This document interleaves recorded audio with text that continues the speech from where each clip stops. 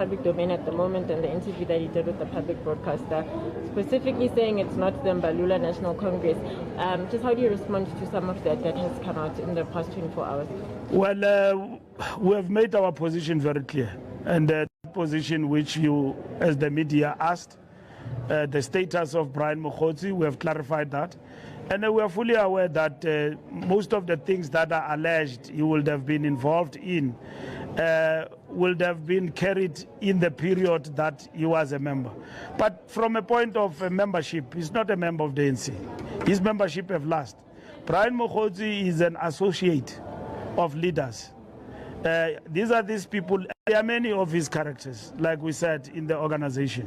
What the ANC have witnessed in the recent past, even as early as 1996, is that they seek to defame my character, do stand, and he's got facts about that. I'll deal with that. But from a point of him contesting membership, it's clear that you are talking about somebody who completely does not understand the ANC. And at the same time is in a wrong space. He's just been affirmed by factions in the movement. His association is not with the party. It's with certain leaders and certain factions. He doesn't understand the organ, the African National Congress. And his claim to fame is that he grew up in the street in Mahikeng, where the General Secretary of the ANC was born or lived in Mahikeng. And that is his understanding, narrow understanding of the party. The party, the ANC, operates guided by its constitution. He must admit that I'm not a member. And for him to come back to claim to be a member, there are certain things he must. But his behavior and the things he's alleged to have done, he will find it very difficult to be acceptable in our ranks. And we don't need to take him to court like Zuma, because Zuma was a member of the ANC. We don't have to go up and down with him. He's not a member. He says those things the way he does them as an independent South African who happened at some point to have been a member of the ANC, of which he's not. We have never denied that at some point he belonged to the structures, he was a member, his membership has actually lapsed. That's what we clarified. He's not a member of the ANC. And the ANC membership and everybody else must never pride itself of us like those in the organization.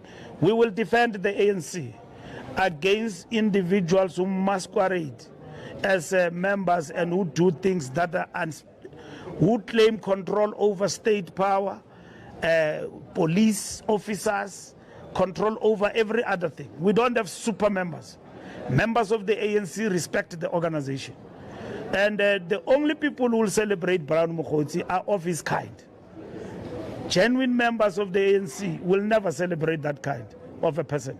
They know that that is an ANC, and therefore, if he was our member, we will show him the door. But fortunately, he have actually, through our own processes of membership, actually found himself outside the organization. So as we speak, he's not a member. And therefore, he's got no authority to speak about even fundraising money for the ANC and all of that. Yes, his own shenanigans and his own relationship with Cat and all of that, those are his things. He cannot drag the ANC into that. We don't belong there. It's not part and parcel of us, and that is it. So the chapter of him and his membership, the only person in the ANC constitution who account about membership, it's me, as the Secretary-General. Who is Brian Mogotsi to claim membership of the ANC when I'm telling him that he's not a member? And he says that he's a member. You can believe him as far as you can. The ANC statutes and constitution are clear that the Secretary-General you pass here about your membership. I account to the National Executive Committee, to conference, to the officials and everybody else. And I have done the work and with my branch in Northwest, with the province. The guy is not a member. So who else is going to impose him or herself to the organization? There's nobody. He's not a member. And we've got no business of taking him anywhere because he's not a member of the ANC. And that is it. He's an associate. You know, he's a hangers-on.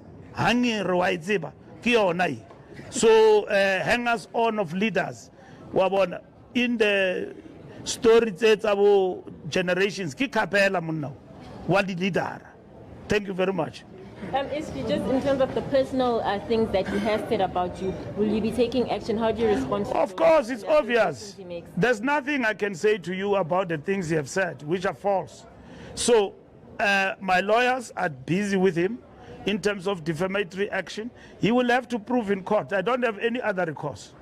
How do you deal with a thug which deviates from the real issue? The real issue is about his membership, which he does not have, of the ANC that he has actually expired. So he decided to draw me into thuggery.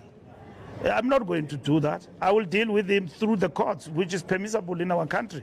He must then come to court and prove all those things he has talked about in a court of law, where a competent court of law will listen to both my side and his side about the allegations that he's making about. He did not even say allegations. He stated them as fact. So where have they been tested? Those particular issues that he's talking about, newspapers and all of that. You can't take what is written about somebody and then to become a bloodbath, you know, of unemployment and all of that, industries withdrawing from our country and so on. Who will suffer is ordinary South Africans, not AfriForum. That's what they are for. That's what they've actually been perpetuating. So I'm not going to argue with that process. I've explained through the statement I've actually made that this matter have been ventilated, tested everywhere else, and then it was dealt with without my involvement. So they are running a trial through the media. Hey, Mbalula did this, Mbalula did that, did this, did that. How is it going to help? Is the media the court? No, it's not. So if ever there's anything I will not respond to, is to be tried by the media. And that is what is not even permissible in terms of our jurisprudence in our country. Thanks. Out of that commission, we must ensure that we stand by the truth. And over and above that, the decisions and the recommendations of the commission are implemented. It is important for the country, like I said, that the allegations that were made are huge and have got huge implications for the rule of law in South Africa. And the president has taken a right decision, and we all support it. And all of us, we support that decision for the establishment, joining millions of South Africans with great expectation that whatever that will come out of that, it will help us deal with the enmity of the issues that would have been raised by this particular process.